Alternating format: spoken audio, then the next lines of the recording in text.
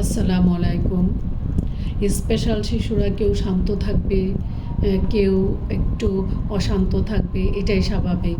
আপনার শিশু শান্ত, তাতেও কোনো সমস্যা নাই। আপনার শিশু অশান্ত, তাতেও কোনো সমস্যা নাই। কেউ চঞ্চল, কেউ খুব কুল, কেউ হতে পারে ছোট, কেউ হতে পারে খাটো, তাতেও কোনো সমস্যা নাই। কিন্তু তাকে আপনি সঠিকভাবে মানুষ করছেন কিনা, এটা হলো বড় কথা। আর সে সঠিকভাবে বেড়ে উঠছে কিনা, এটা হলো বড় কথা। যদি আপনার শিশুকে এতটা ক্লাসিফাই করেন, তাহলে এটা মোটেই সুন্দর না। সুন্দর হলো সেটাই, আপনার যেমন শিশু তেমনভাবে যদি তাকে সুন্দরভাবে বড় করতে পারেন, এটাতে আপনার সার্থকতা।